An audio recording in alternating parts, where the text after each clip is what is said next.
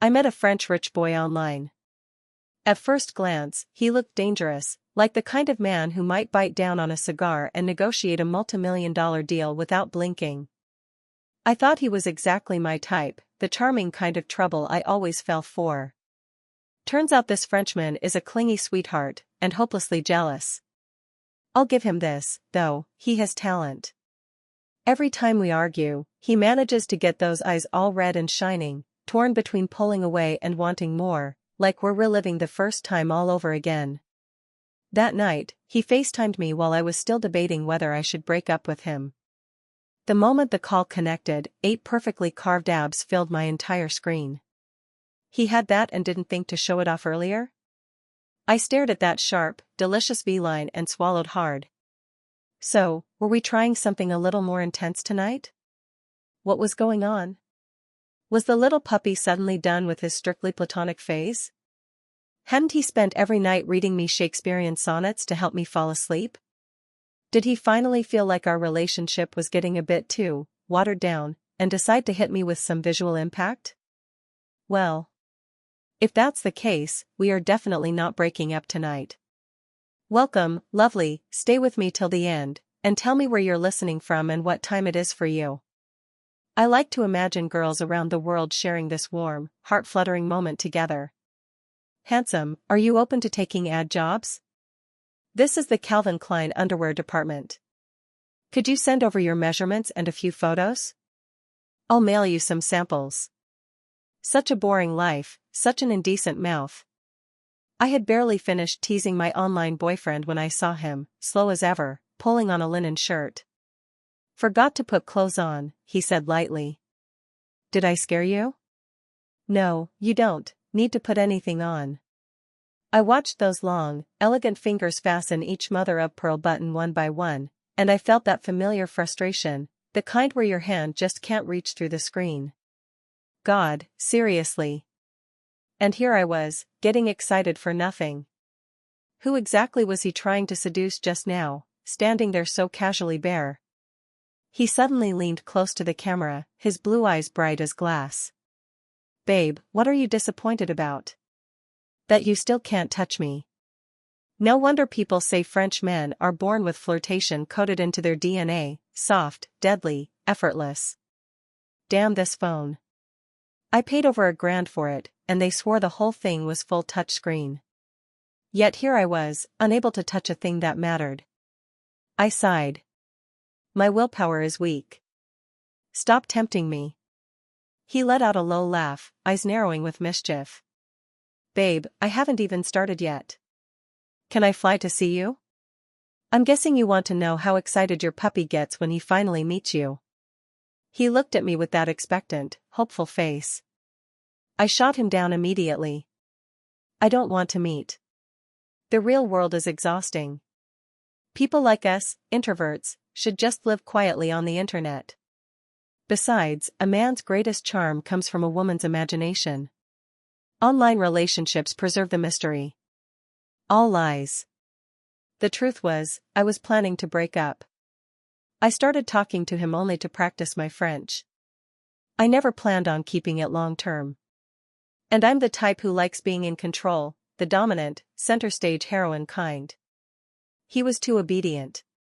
Too tender. Too emotional.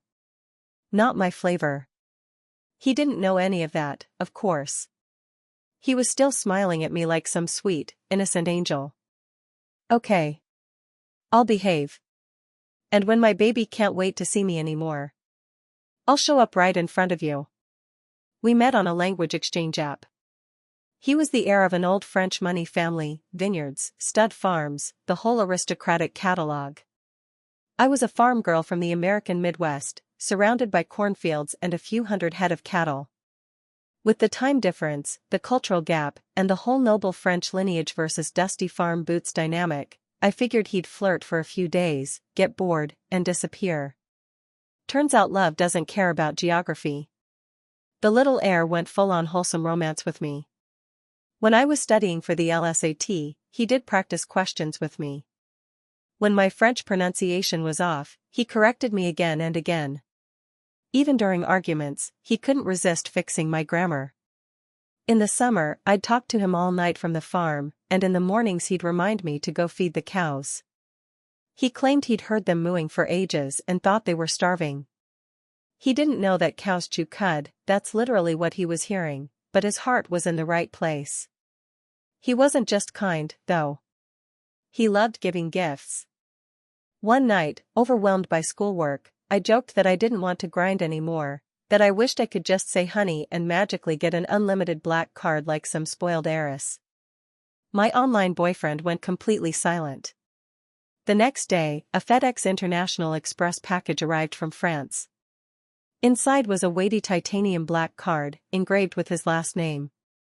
The note said, "The pin is your birthday. No spending limit. Enjoy, mon amour."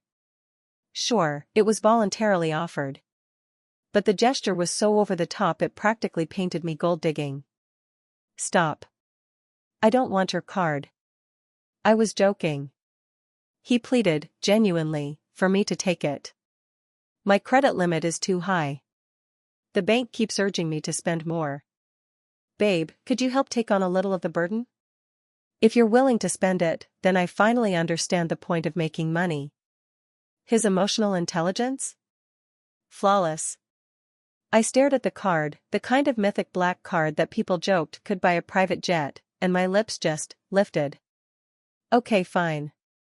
If I'm not supposed to be materialistic, then what is the point of all my suffering? Was I going to go full reckless spender with this Frenchman? Not only am I vain and materialistic, I also enjoy luxury, laziness, and letting someone else foot the bill. I even stayed in this relationship for over a year partly because of that damn black card. But now, this clingy puppy has decided he wants to meet in person. That means I need to break up fast. Because I had already been accepted for a 4-month exchange program in Paris. And if I drag this out any longer, once I'm physically in France, getting rid of this problem is going to be a hell of a lot harder. We broke up because of an accident, an absolutely ridiculous one. I was exhausted that afternoon. After hanging up our FaceTime call, I meant to text him that I was going to sleep for an hour. But my damn autocorrect decided to rewrite it into sleep with an honor student named Howard. He had no idea this was a normal texting disaster. It never even crossed his mind that it might be a typo. He went berserk on iMessage, blowing up my phone like a beagle whose tail had just been stepped on. "An American and a French one? Is that why you won't let me come see you? You're afraid I'll run into him? What does that nerd have that I don't? Please don't go find another man. I'm calling the pilot now, wait for me, okay? Please don't sleep with him. I'll cry. I'm being serious. Babe, did you hear me? I'll actually cry in front of you. No, baby, my heart is broken. You've killed me. You've let me expire. My heart is sick. Can we make a group chat? You two can talk in there. I won't say anything. I'll just watch. Okay? Why aren't you replying? What does that mean? Is he not letting you use your phone? I turned on Do Not Disturb and slept for way more than an hour. When I woke up, my lock screen was nothing but his unread notifications. I bolted upright and sent him one single voice message. Let's break up. The crybaby immediately started throwing a fit. Which only confirmed that this was the perfect chance to end things. He video called me within 3 seconds. What did you say? Why break up? Did he tell you to do this? I suddenly don't mind if you have another man in America. Please don't leave me, okay? His voice was tight, eyebrows drawn together, like a kid who didn't know how to handle being hurt. I looked at that beautiful face on the screen and gritted my teeth. Better a sharp pain now than a dragged-out one. No matter how handsome he was never going to be more than a brief detour in my story. You're always like this, clingy, suspicious. If I respond a little slow, you say you can smell me flirting with someone on Snapchat. And now I make one typo, and you accuse me of cheating. You don't trust me at all. A long-distance relationship without trust? It's doomed anyway. We were just having fun. that's all. His deep blue eyes locked onto me, the intensity so sharp it felt like he could reach through the screen. Fun? I don't believe that. Babe. You chose to have fun with me out of all the men in the world. That means you love me. I shouldn't have doubted you. I'm repenting to God right now. He was confessing while I was literally dumping him. What kind of circuit was this man running on? Charles de St. Clair, I said, my voice ice cold. Cut the innocent act. French men are famous for being romantic players. I bet you've dated more girls than my shoe size. You got bored of Parisian models and wanted to try something different, something Midwestern corn-flavored. And now you're looking for some sweet, naive farm girl to pick up the pieces. He froze. Just stared at me in disbelief. How can you think that? My heart isn't dirty. Because only one person has ever lived in it. I really like you. I was serious about us. I swear on the de St. Clair family name. Let's not fight, please? Right. Definitely not easy to get rid of. I pushed the phone farther away and crossed my arms, putting a wall between us. We're not fighting. We're breaking up. We are done. Do you understand? The kind of done that doesn't come with second chances. I used you for your money. You were too generous. Now that I've maxed out your black card, there's no point keeping you around. The moment I said we are done, his eyes immediately reddened. I have more money. You can keep using me, okay? I like it when you spend my secondary card. I'm glad I have the wealth to buy you anything you want. For a second, I almost believed him. Almost. Fine, I'll tell you the truth. My French is fluent now. I passed the DELF. I don't need your money. I just want a clean break. I said it with full villain energy, unapologetically cruel. He let out a strangled sound, crying so hard he lost all his French air dignity. No. You never liked me. You only wanted to learn French. You used me. I'm never helping you click those stupid Temu discount links again. He was furious in that helpless, ridiculous way that made me want to laugh. Goodbye, my Temu social network. How can you say I used you? I taught you English slang, didn't I? English is harder. Those irregular verbs are hell. You got the better deal here. The little heir stared at me like a teary golden retriever, eyes shimmering. Your French accent isn't even that good. In the beginning, you taught me English F-words on purpose, so when you insulted me, I'd understand. He really was crying like an abandoned movie hero, tragic, trembling, heartbreak incarnate. Afraid I might soften, I looked away and forced impatience into my voice. Done crying? Hang up when you're done. It was just fun, you silly Frenchie. I threw the words like knives, watching his eyes fill again. Charles knew I wouldn't comfort him. He knew I'd only hit harder.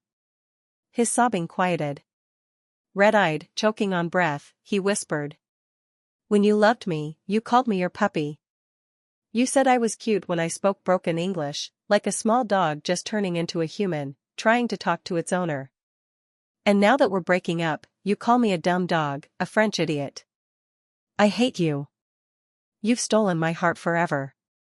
You evil woman. I hate you so much. You ruined my entire life, babe. He accused me flawlessly.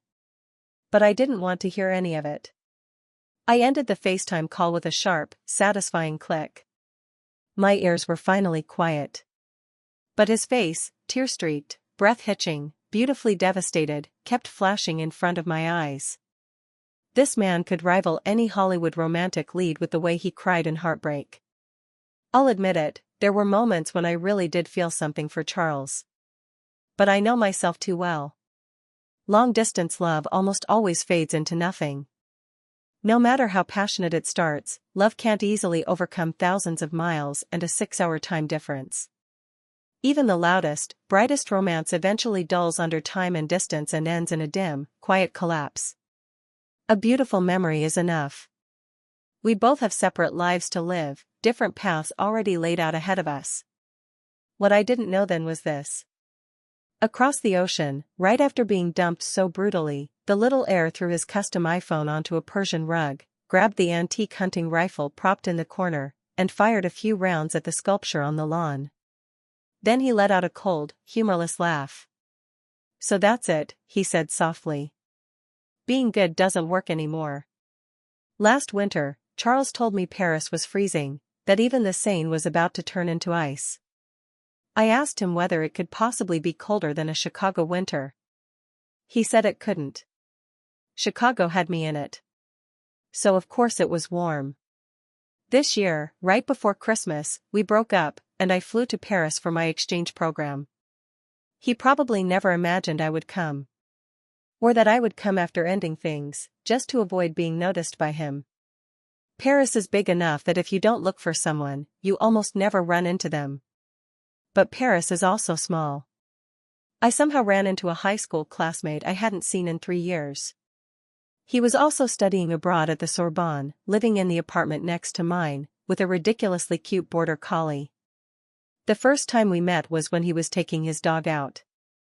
He saw me awkwardly saying goodbye to a few new acquaintances in my broken French. When our eyes met, he smiled and greeted me. "Chloe? Long time no see. Your French sounds great. You've improved a lot since high school French class. I remember you barely spoke back then. You always said your accent was too heavy. Did you get a private tutor?" "Not exactly a tutor. I dated a French guy online," I said. He laughed under his breath. "What are you laughing at?" "Nothing. I've heard of online relationships scamming people out of money and feelings, but it's the first time I've seen someone scam free language lessons." "Oh, I scammed more than that, looks, affection, the whole package." He laughed outright this time, eyes curved, still warm and bright like he'd been in high school. Josh was always gentle, clean-cut, effortlessly smart. Back in high school, plenty of girls had crushes on him. But no one dared confess. Because he was so painfully upright, like the type who, after rejecting a girl, would feel obligated to report the incident to the guidance counselor. In a foreign country, familiar faces suddenly become comforting. Josh and I started talking more and more. We walked his dog at Champ de Mars at night. He gave me 2 boxes of macarons and truffle chocolates he'd made himself. I never imagined that the boy who once had nothing but calculus formulas in his head would fall in love with French patisserie. Maybe it's the croissants here, they make you feel like life has no meaning unless you eat something sweet afterward. On the way back to my apartment, a black Rolls-Royce Phantom suddenly pulled up beside me. A uniformed driver stepped out. Polite, but unyielding. "Mademoiselle, someone wishes to see you." Before I could refuse, I was ushered, half-guided, half-shoved, into the back seat. The car sped through the Paris night. Maybe it was the atmosphere, or maybe just the silence, but the air inside the car felt heavy, suffocating. I tried speaking to the man in the front seat, who looked very much like a bodyguard. "Je suis une personne pauvre et inutile," I said. "I am a poor and useless person. I'm not worth much. Hello, please don't kidnap me. I'm just a broke student." "Thank you." The man responded in broken English, each word falling like a brick. "Thank you for compliment. You understand English?" "Yes. I worked in U.S. Marine before." "Oh. A retired Marine. Wonderful." I gave a stiff smile. For someone in this line of work, you're oddly polite. Finally the car stopped in front of a Baroque-style estate on the outskirts of the city. The big guy spoke into his earpiece, confirming that I'd been delivered. Cold air rushed in as the door opened. And there he was, the man who had lived in my phone screen, the man who had sobbed that he hated me. Standing in front of me in the flesh. My heart, which had been dangling in uneasy suspense ever since I arrived in Paris, finally dropped. Completely. "Charles de St. Clair, why did you send someone to grab me?" Charles stared at me, steady, unblinking, like a venomous snake lurking in the dark, waiting for the right moment to strike. "Babe," he said calmly, "I showed great restraint by not taking you straight from Charles de Gaulle Airport. You're the one who misbehaved. Going on dates with another man." His arm brushed along my waist, warm, deliberate, impossible to ignore. I stepped back on instinct. But he narrowed his eyes, slid a hand to the small of my back, and pressed, firm, pinning me in place. "Little honey trap of a girl," he murmured. "Shouldn't I punish you?" Pressed against him, I glared as hard as I could. He only smiled, amused, and calmly straightened my scarf, the one that had gotten rumpled in the car. Then his gaze dropped to my wrist, where thin red marks were visible from earlier. Really, it was just me pulling too hard at my own bag strap. But the way his expression hardened, sharp as a blade, was terrifying. "I told you to invite her as if she were a priceless treasure," he snapped at the bodyguard. "Imbecile." The bodyguard lowered his head. "Sorry, boss." She was hesitant. Charles's face was murderous. I worried he'd actually dock the poor guy's pay. The man was just trying to survive. So I quickly muttered, "It was me. I didn't want to get in." It wasn't his fault. Charles led me into the main hall of the mansion. A long dining table was already laid out with an elegant French meal.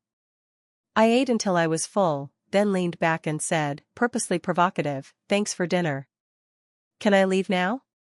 Whatever softness had been on Charles's face vanished, cleanly, completely. "Leave, and go meet him? You can't bear to be away from that little nerd, can you? He gives you 2 boxes of that cheap, sugary garbage and you accept it happily? Cheap garbage?" I scoffed. What kind of description is that? It had only been a month since the breakup. Why had his vocabulary fallen off a cliff? But more importantly, how did he know about the macarons? How do you know someone gave me macarons? Did you send people to collect me and to follow me around Paris? Spy on my life? His throat bobbed as he stared at my mouth. "You're so clever, babe." His gaze made me uncomfortable. I bit my lip and snapped. "You have no right to monitor me. Did you forget we broke up?" "We broke up. I can see whoever I want.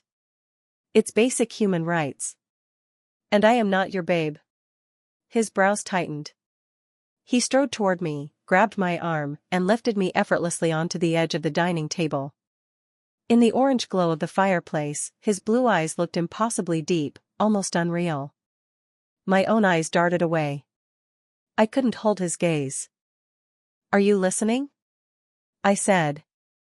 "I'm your ex-girlfriend. Not your babe. You don't get to control me.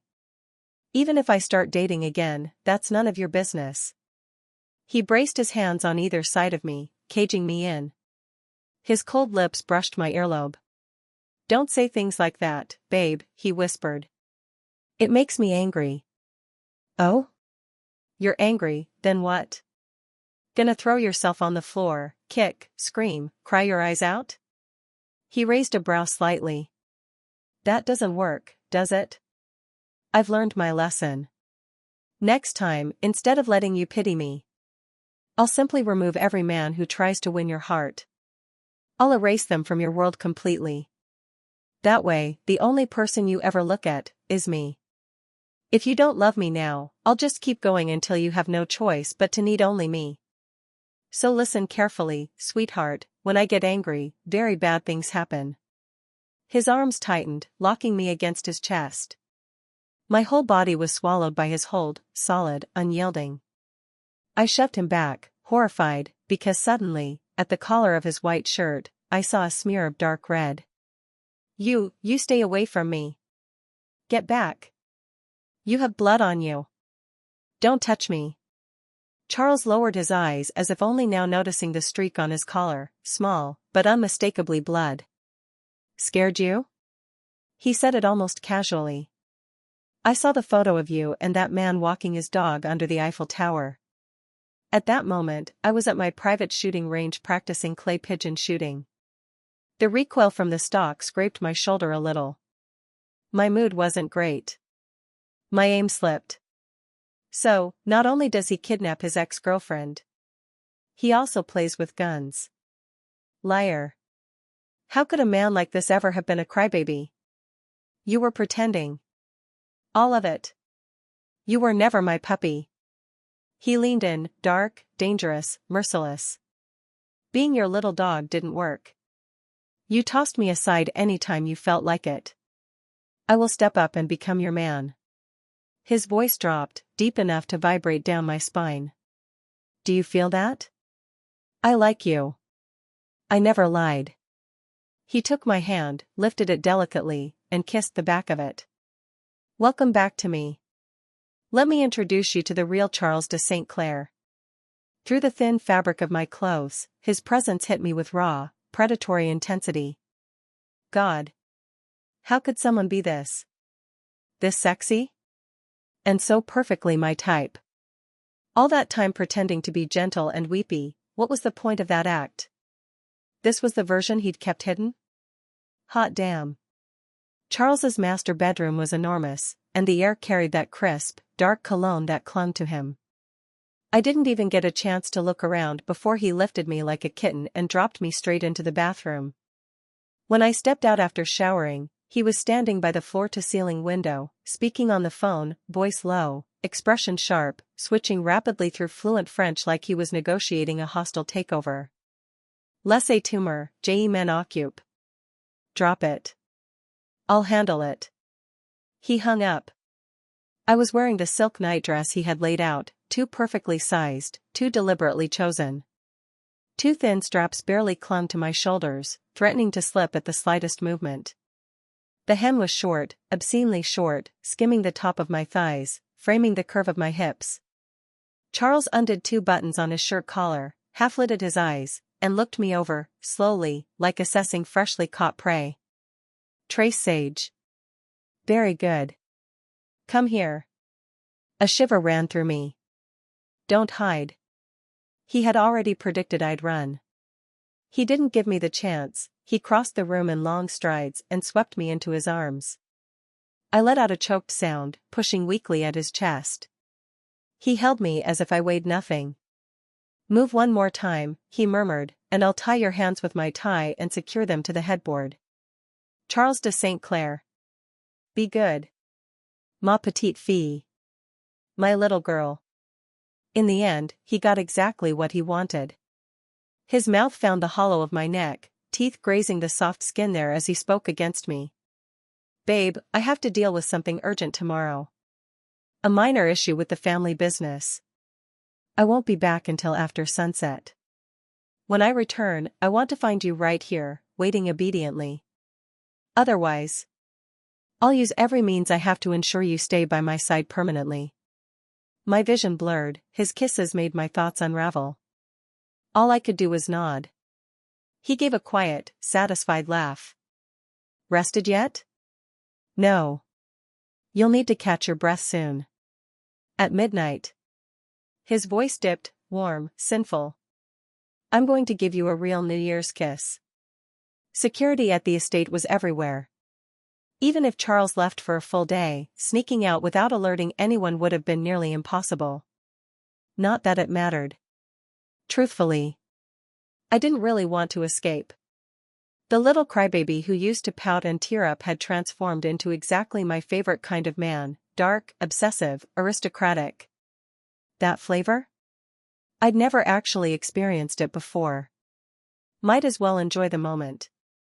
On the eastern side of the chateau stretched a vast private vineyard and winery, basically a billionaire's version of my family's cornfields back home. I'd always wondered what a top-tier winery looked like. So when the cool evening breeze invited me to wander, I strolled right in. Perhaps Charles thought I couldn't fly away even if I tried, because there were no guards sticking close to me. And I didn't notice the rustling behind a row of grapevines. Josh suddenly burst out from behind one of the trellises. When he saw it was just me, he sprinted forward, grabbed my hand, and shoved my phone into it. When I was escorted here, I'd dropped it between the car seats during the struggle. I didn't expect he'd gotten hold of it. Josh looked like he hadn't slept all night.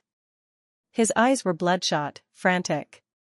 I saw you never came back to the apartment, he said, breathless. So I checked the security footage downstairs. I saw you getting into a luxury car I didn't recognize. I remember you told me your ex was a French rich kid, so that car must have been sent by him, wasn't it? I filed a police report this morning. That's how I learned the plate belongs to the de St. Clair family. You two only dated online, and you've already broken up. How dare he pull something like this in a civilized country? Chloe, I'm getting you out of here. I found a section of the wall with a gap. The cameras don't cover it. We can climb out that way. That's how I got in.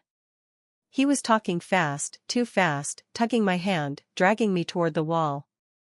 You misunderstand, Josh. He didn't force me. I'm staying because I want to. I'm not leaving. You should go back, this is private property. He ignored every word. Chloe, are you insane? Did you even hear what I said? You've been monitored this whole time. He is not a normal person. Even Paris police don't want to touch anything involving the de St. Clair family. You must be threatened, just tell me. And then? The deafening roar of helicopter blades exploded above us. Wind blasted across the vineyard, whipping the grapevines violently. For a moment, all I heard was ringing. Josh stepped in front of me protectively, staring at the private helicopter as it descended. The estate's floodlights snapped on all at once, harsh beams slicing through the dark, illuminating the man stepping out. His shadow stretched long across the ground, tall, sharp, and terrifying. Charles stood there, face carved in ice.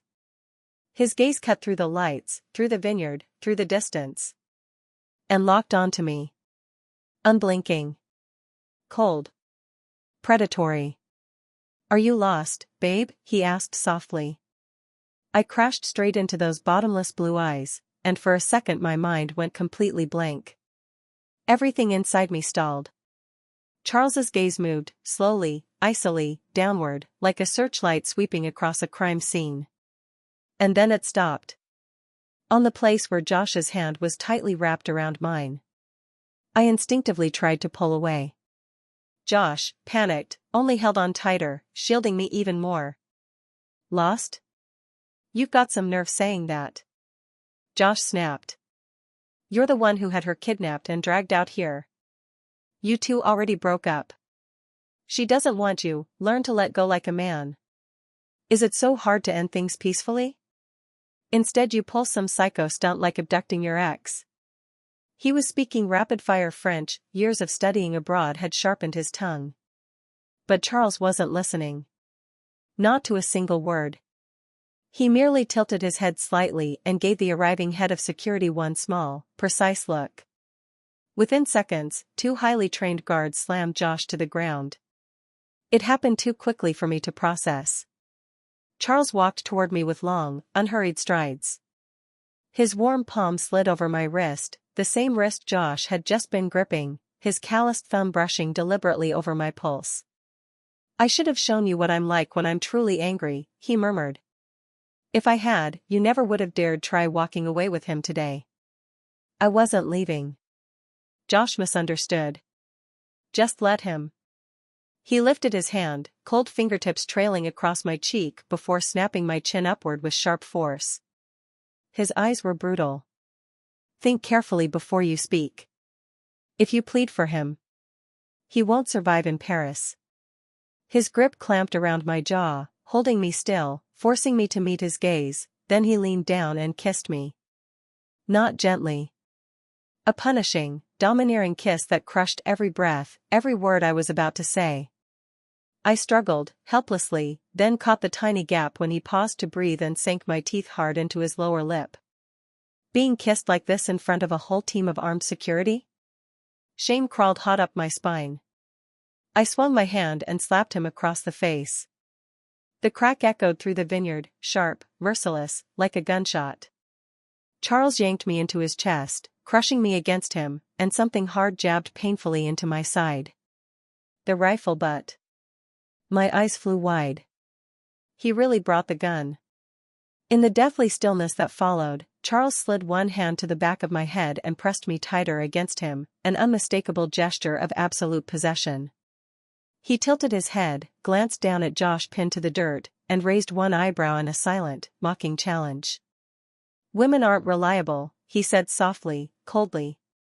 He wiped his thumb across the bead of blood I'd drawn from his lip, lifted it to his mouth, and licked it off. "Security is something a man should take for himself." He issued a few terse orders in French to his men. Then, without a second of hesitation, he wrapped one arm around my waist, lifted me like I weighed nothing, and slung me over his shoulder, like I was a sack of grain he'd bought for the winter. His shoulder was broad, solid. And damn it, he walked so steadily it almost felt safe being carried like that. All the way down the corridor lined with classical oil paintings, I kicked and twisted, pounding weakly at his back. "Put me down. Where are you taking me? You psychopath. Don't make me hate you." I didn't stop fighting. Charles clearly had no patience left to haul me all the way back to the main chateau. Near the vineyard was a smaller standalone villa, designed for wine tasting and private retreats. Inside, everything smelled of old oak barrels and aged wine, deer antler chandeliers hung from the ceiling, and the walls were decorated with sepia-toned photos of his ancestors during their hunting seasons. It reeked of old-world decadence and aristocratic arrogance. He tossed me onto a soft leather sofa, and I immediately demanded, "What about Josh? What did you do to him?" "He's just my high school classmate. There's nothing between us. Don't drag innocent people into this." "Shoo." He leaned down, covering my mouth with his hand. "Say his name again," he murmured, "and I'll put you over my knee like a disobedient child." I froze instantly, staring at him in horror. Only then did his brows relax, a faint smile returning to his voice. "He's been properly handled." And with that, he casually began undoing his shirt buttons, each one revealing more of his chest in the warm light. My tears spilled uncontrollably. "I don't like him. I never did. Why do you have to involve people who did nothing wrong? You monster. You lunatic. You absolute maniac. How can you ruin someone's life just like that? I hate you." My insults rolled off him as if they were nothing more than pleasant background noise. "You're yelling at me? Why does it sound more like you're whining? If I'm too rough later, will you cry and whine like this too?"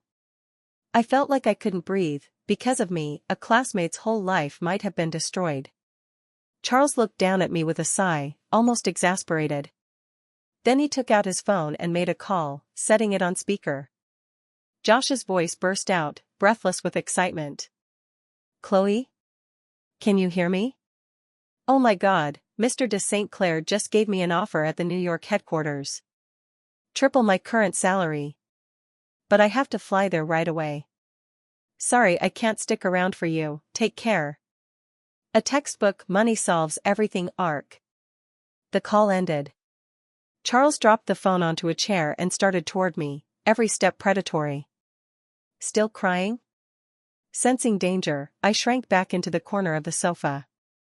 He moved fast, arching over me, pinning both my wrists above my head against the cushion. "Did you kiss him?" "No." "You don't like him?" "No." "What about me?" His voice cracked, not loud, just devastating. "Babe changed her heart," he said quietly. "You don't love me anymore. Why can't you love me? Please, tell me why." The words hit like a blow, not violent, but broken, raw, demanding. Why couldn't I love him? I let everything I'd buried, every fear, every doubt, rise to the surface as I answered him. "Charles, the things I said when we broke up, some of them were just to push you away. To make you let go. I didn't stop loving you. But I also haven't reached the point where I can't live without you. Because I never dared to seriously imagine a future with you. I'm in America. You're in France. We speak different native languages, we come from completely different cultures. Even a normal long-distance relationship is hard enough, let alone one separated by an entire ocean. When the initial passion and novelty fade, what's left is a withdrawal nobody can fix. I don't want that. I don't want us to become deeply woven into each other's lives only to be torn apart by reality. Habit is terrifying. Isn't it better to cut our losses early, before we become something neither of us can walk away from? He listened, really listened, brows faintly drawn together, as if I had handed him a philosophical theorem instead of my heart. So that's it? He asked quietly. You liked me, but you left because of that? He lowered his head until our eyes were level and pressed a soft kiss to my lashes, still wet with tears. I don't accept that reason. Because from the very first video call, when you looked at me with those beautiful eyes, I already couldn't live without you. I reached that point long before you did. I think I ruined myself. Because I didn't tell you my resolve when I should have. I love you enough that distance was never the problem. I'm willing to live in America with you. My breath caught. But France is your home, I whispered. Your family, your business, everything is there. He shook his head slowly. Compared to staying in Paris without you, what matters more is this. I want to see the land that raised the girl I'm so completely obsessed with. I want to know where you come from. I want to understand it. Will you explore it with me? My nose stung, my eyes filled again, this time from something warm and overwhelming. Completely undone by him, I whispered. Charles, the future is long. Let's take our time figuring out the answer together. That night, lightning met dry kindling. Do you know what you said the most when we broke up? He whispered against my ear. Just for fun. You hung up on my FaceTime. Blocked me on iMessage. Deleted me from Snapchat. It's fine. Run as far as you want. I have endless ways to find you. But from now on, don't ever say we are done. Don't say you're leaving me. That's the one thing I can't take. My hand brushed his abs, solid under my palm, and my face flushed scarlet. God, he really was a king of talking big. Over the screen, he used to tease me with lines that made me question where exactly he wanted to start. My voice came out hoarse, breathy. I'm sorry. I won't say breakup again. Babe, does that mean we're back together? Good. Then let's settle the rest of the accounts. What accounts? A few minutes later. I understood everything. Saying I would sleep with an honor student, one count. Accusing him of dating a harem of blonde models, one count. Calling him a silly Frenchie, another count. Calling him a liar, also a count. Tears streamed down my face, actual physiological tears. That one doesn't count. Liar isn't an insult. I don't want to do this anymore. Don't rush. We're not done. He kissed the tears sliding down my cheek. And then you held hands with another man under the Eiffel Tower. You tell me, should that be counted as a major offense? Outside, the sky over Paris slowly brightened. Just before I drifted off, I felt him nuzzle into the crook of my neck, breathing hard, deep, satisfied. Babe, he exhaled, you feel so damn good. After the exchange program ended, Charles came back to the US with me. He carried with him a vintage Sony Walkman. The one I'd mailed to him early in our online relationship as a birthday gift, along with a few Taylor Swift songs I'd recorded for him. I never knew he treasured it this much. Or that he had filled it with audio diary entries he never told me about. He didn't even let me touch it normally. Who knew what incriminating secrets were inside? One day, I slipped a little vodka into his iced Americano just to mess with him. He only took one sip before he caught me, smiling, grabbing the back of my neck, pulling me into a kiss. Naughty kitten, he murmured against my lips. Naughty kitten and fierce puppy make a perfect pair, don't they? After I coaxed him to sleep, I tiptoed to his study in search of the Walkman. When I finally found it, I realized there were 2 photos tucked underneath. One was a selfie I'd sent him back when we were still just online lovers. He had printed it out, laminated it carefully, preserved like a relic. On the back, in elegant cursive, he'd written, "My future wife." The second photo was the photo booth sticker we took together at Disneyland after returning to the States. On the back, in shaky, newly practiced English letters, he had written, "Her." My heart tightened, soft, warm, breathless. Like something brushed tenderly against the inside of my chest. With trembling curiosity, I pressed play. Charles had recorded hundreds of audio diary entries. Thank God he'd modified that ancient Walkman, its storage was massive now. I plugged in the headphones. His low, magnetic voice poured into my ears, warm and intimate, like he was whispering directly against my skin. "Today is the first day of being with Chloe." Babe said her body was drained. I almost died of fear. Why would a thief try to steal her body? She laughed at my terrible English slang. "Humph. I learn fast." "She'll see. Today is the second day of being with Chloe." I told Babe that, so I can understand all her jokes. I fell asleep last night hugging the Urban Dictionary.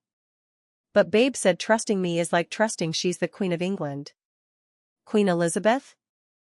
I asked Babe if I should perform the curtsy. Babe sent me a LOL.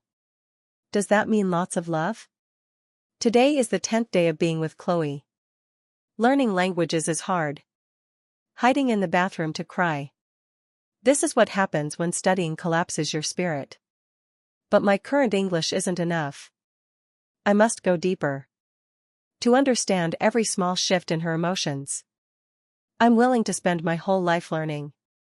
Today is the 17th day of being with Chloe. We're both busy. Haven't heard Babe's voice for a whole day. I feel my language system deteriorating. Today is the 21st day of being with Chloe. Babe's friend greeted me with "What's up?"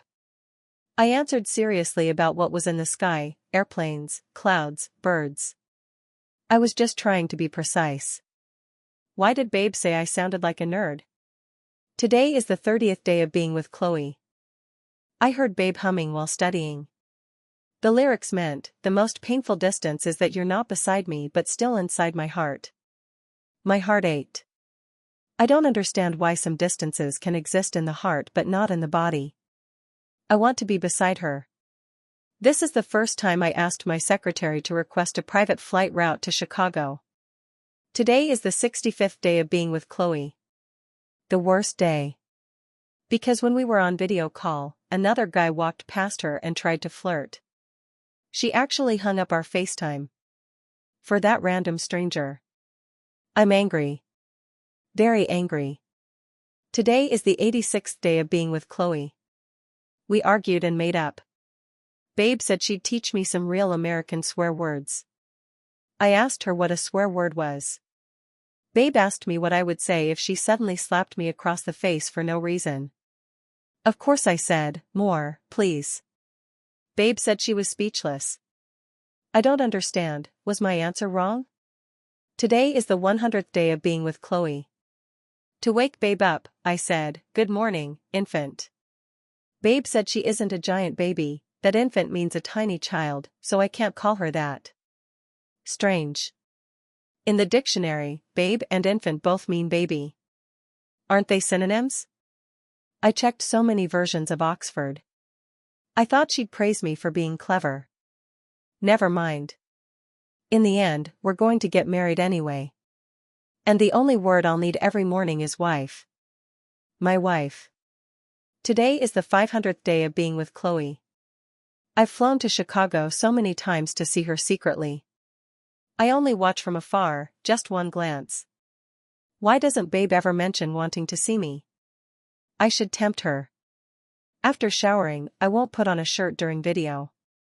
Her eyes lit up like she'd just seen a limited edition luxury bag. She said I have killer pecs. The translation app said that means murder chest. Stupid app. My instincts are much better. I'm so glad I understand a little English. Even if it's just a little. Let's speak English together, babe. Today is the 500th day of being with Chloe. I think today is meaningful. I already prepared the flight route in advance. This time I won't watch her secretly. I'll see her face to face. I'll hold her. Today is still the 500th day of being with Chloe. No. My babe wants to break up with me. She even said just for fun. She doesn't love me at all, she only wanted to practice French. I never knew such a beautiful language could hurt this much. I feel murdered by language. Why is my babe smiling so happily? Did you always intend to throw me away? Babe, I hate you. I hate that you don't love me. Today is the 501st day of being with Chloe. I love her. As long as I still love her, we aren't truly broken up. Today is the 502nd day. I can't sleep. I realized being obedient doesn't work anymore. Crying doesn't work either. What do I have left to keep you with me? Today is the 530th day.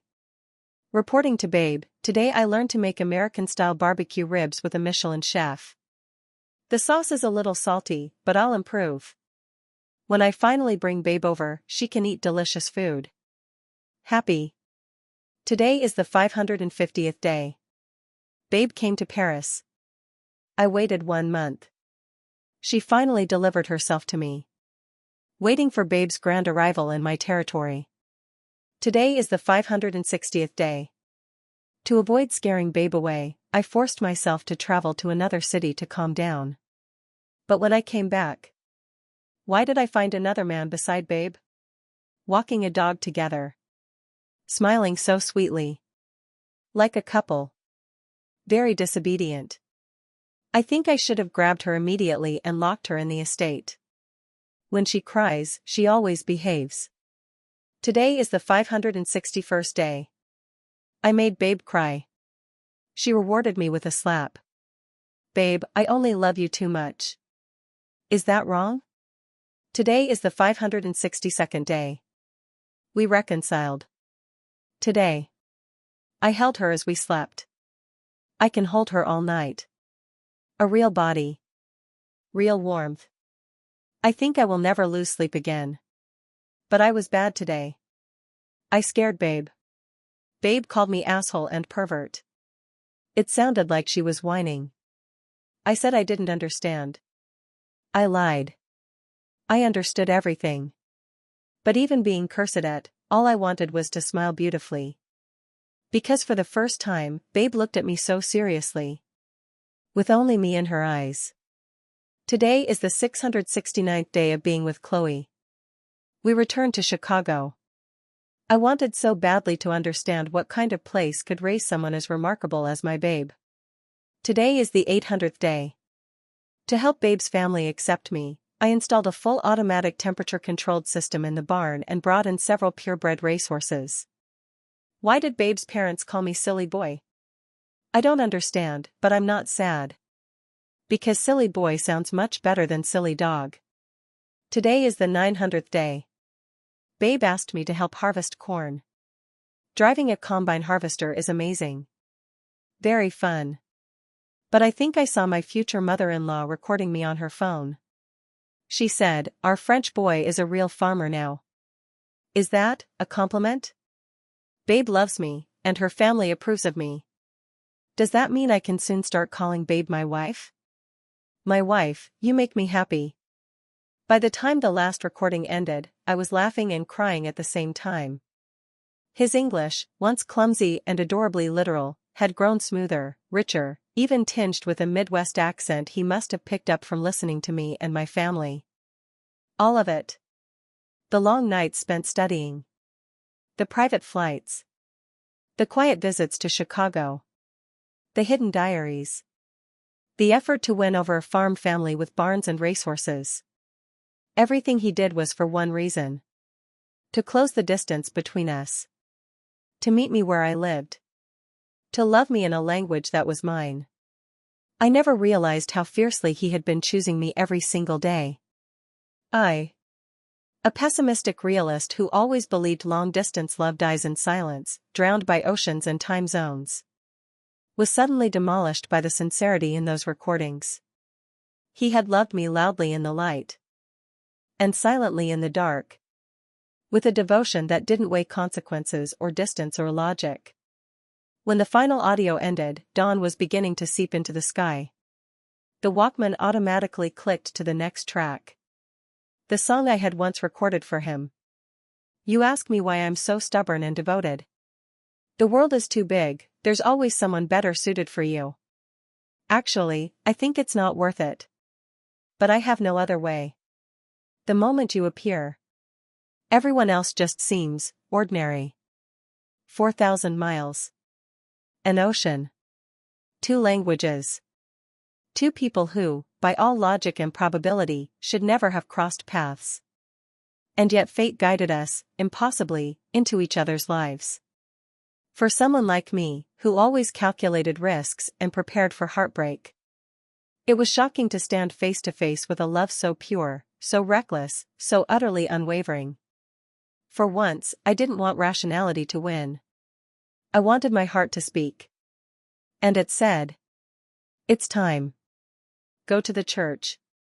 Bonus chapter, after we married. I told Charles I'd be home for dinner.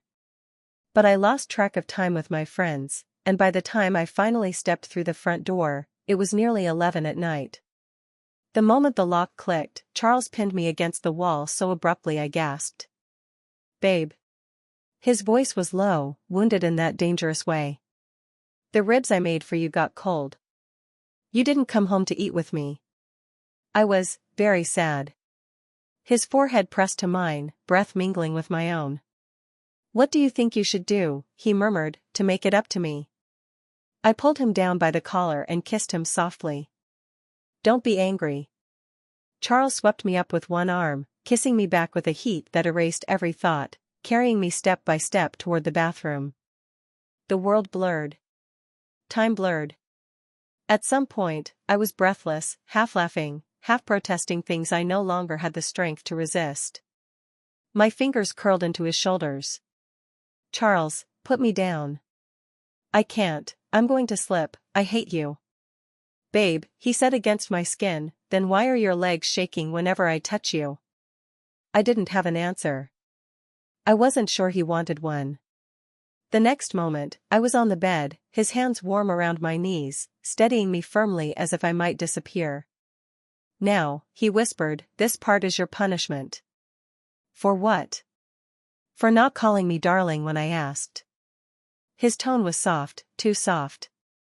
The kind that made my heartbeat stutter. I squirmed away instinctively, but he caught my ankle gently, lifting it with a patience that was somehow even more disarming than anger. "Charles." My voice shook, half plea, half warning. He only answered, "I'll be gentle." "I'm sorry," I blurted.